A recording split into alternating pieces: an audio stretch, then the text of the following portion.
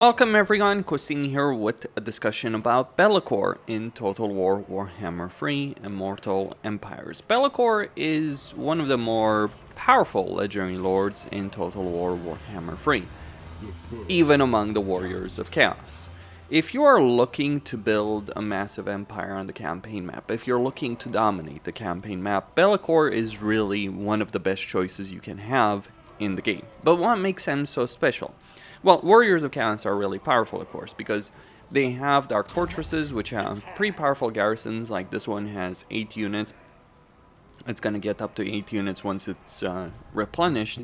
That is fairly significant for any of the Warriors of Chaos. And because of the starting positions for every single legendary lord of the Warriors of Chaos, actually eliminating them is far harder than you might think, because it's not just about the Dark Fortress itself, it's about the terrain, it's about getting their corruption causes attrition.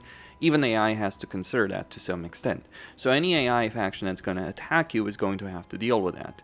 On top of that, it's the positioning. For every Dark Fortress, starting Dark Fortress that exists on the map, even with Festus, who starts in the middle of the Empire, it is a prime defensive position over here. So the Brass Keep, difficult to take down. Takes multiple turns to go from, let's say, one of the territories in Hockland to attack the Brass Keep. Azazel is the most vulnerable out of all of them, though he has a massive bridge over here that's a natural choke point that's going to be very difficult for the AI to deal with. So even with that in mind, the Dark Fortresses are pretty powerful. Now, Bellicor goes up to 11 with this.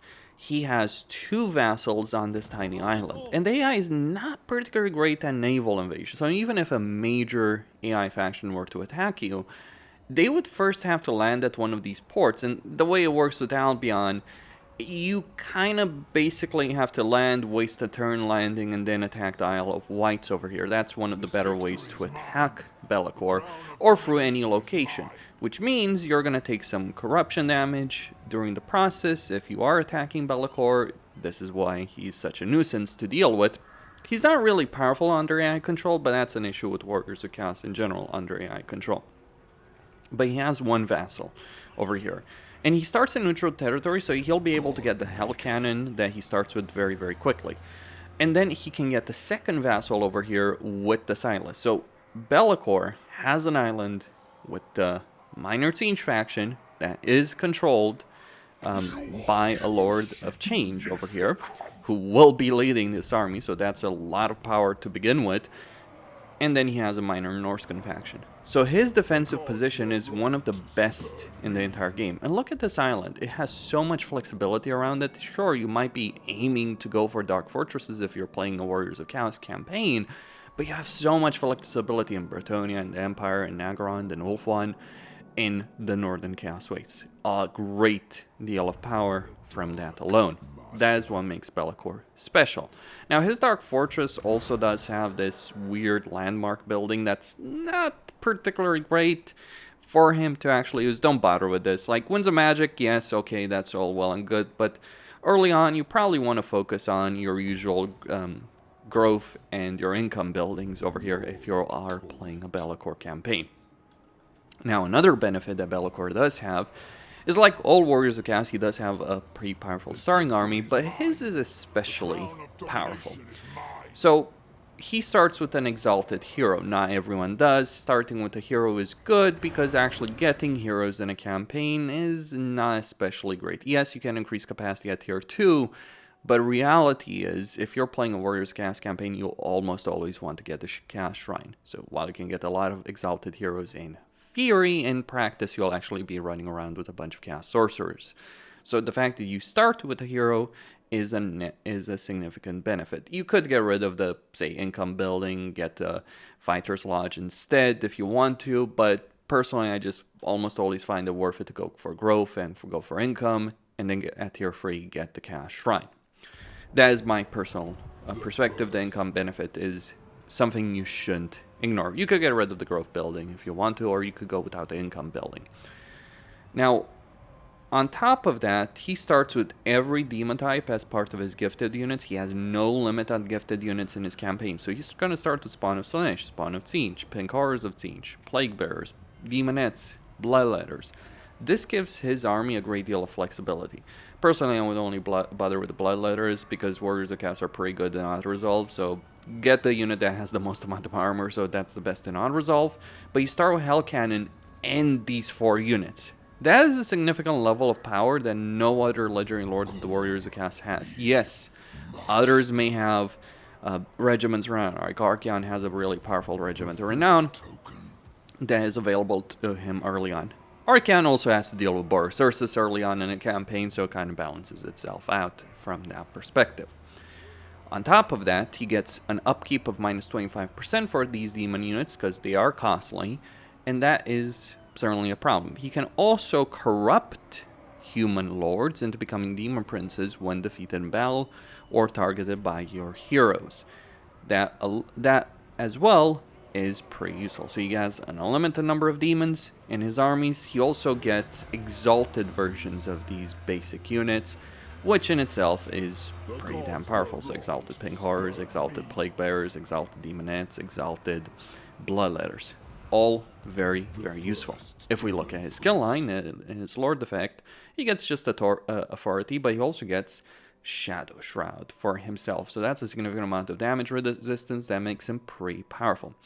In terms of his special skill line, he gets a bunch of authority with all the casts, or he gets a bunch, all authority is increased by 2.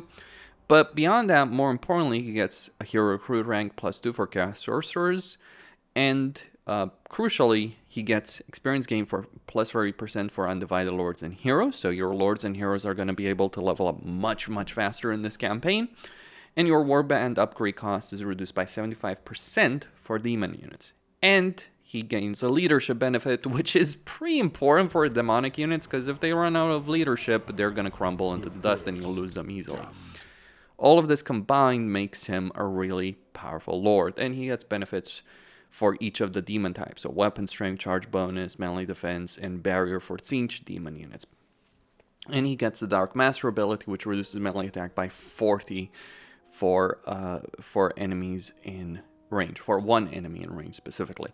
And beyond that, he has one item that becomes available at level 7, fairly easy to get, and really decent item, the Blade of Shadow. It's not the best weapon in the game, but it does give it that income from post-battle loot. And it does have the Blade of Shadow ability, which increases with each kill made in battle. So a lot of armor piercing, a lot of melee attack, a lot of base weapon damage that he has access to.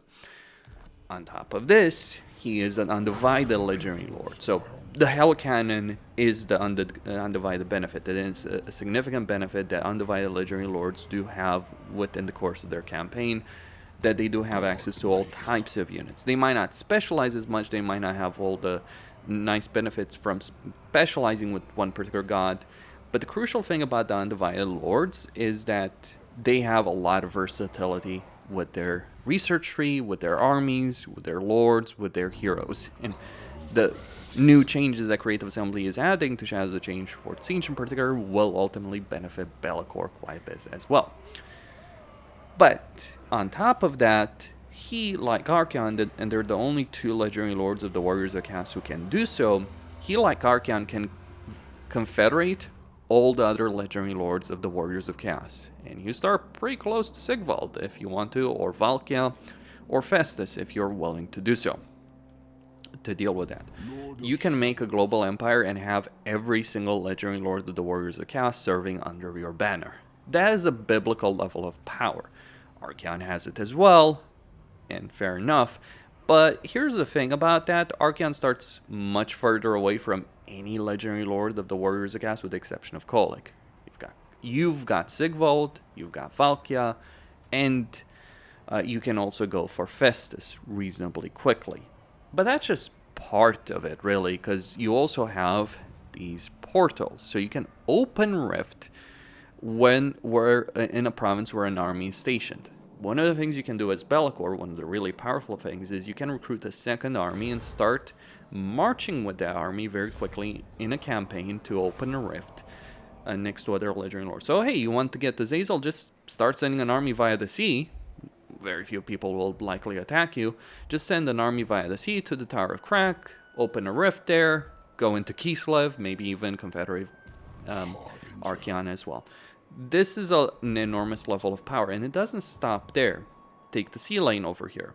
End up next to Kugaf, go down here, and you can maybe find a way to get to Village, or you can go for the Northern Cast Waste. Point is, you have a lot of campaign flexibility in this campaign, you have a lot of legendary lords, and no choice you make, no path that you make is wrong. Want to vassalize all the legendary lords of Dark Elves and High Elves? You can do so as Be'lakor. It's ridiculously powerful.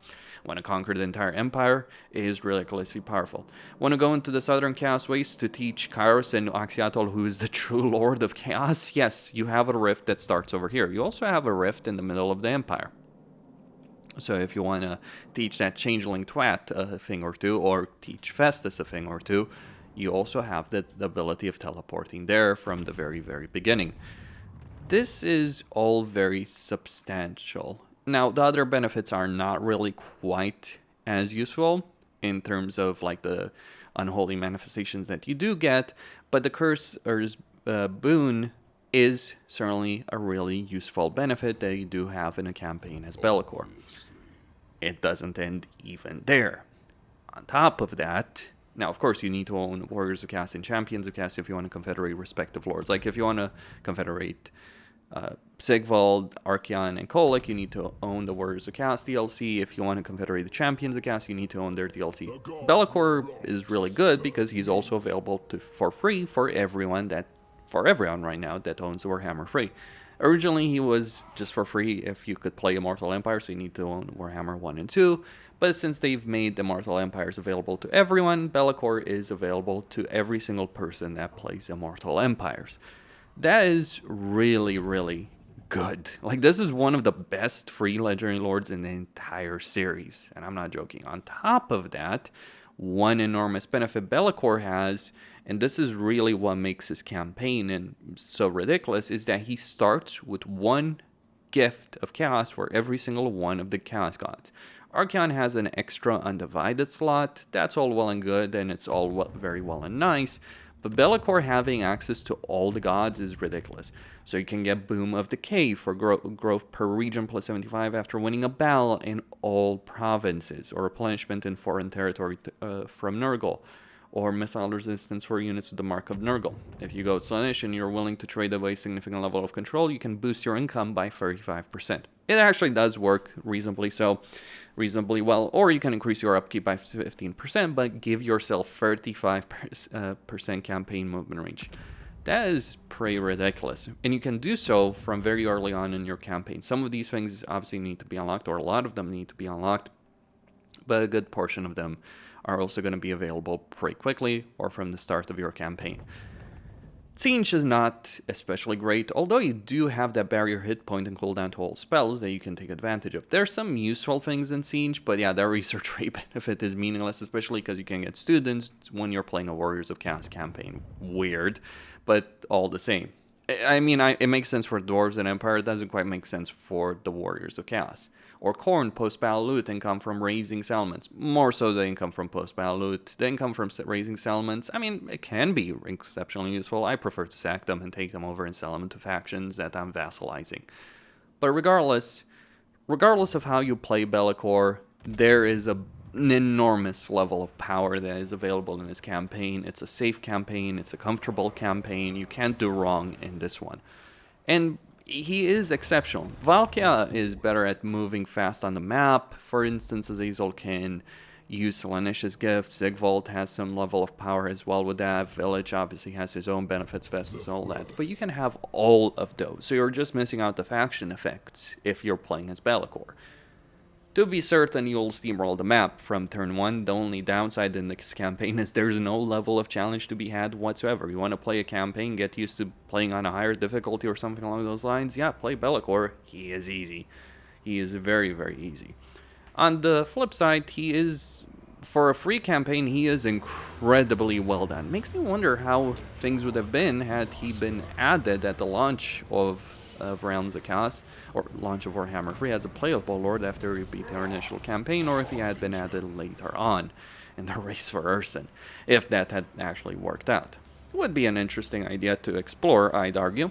But still, Bellicor is incredibly powerful. Hilariously, if you're playing the Old World mod, he does also still start an Albion there, and he can vassalize every single Legendary Lord over there as well. Except Krokgar, but then again, Lizardmen aren't necessarily the best race, and you're probably better off giving that territory to Marcus Wolfhard anyway if you're playing as Bellicor. But still, biblical level of power, incredible campaign potential. Archaon is better in the long term just because of, like, when I say long term, turn 100 plus, Archaon is better because he can vassalize everyone. He'll eventually make his way around the map, all of that, and he does get more souls and diplomatic relations with Chaos for each faction he has vassalized. Bellicor is better because he has the flexibility from the very beginning of the campaign, and given the pacing of Warhammer free campaigns, I certainly do prefer Bellicor. He is the true Everchosen. I mean, Archaon is not bad, far from it. He's incredibly powerful, but like, if I'm playing the Warriors of Chaos campaign that's undivided, I would strongly recommend Bellicor. Or Kolek, he's funny in the sense that he can vassalize Grimgor pretty quickly. Anyway, that's all I had to say. Costine signing out. Don't forget to subscribe, like, and enable notifications, and stay tuned for more.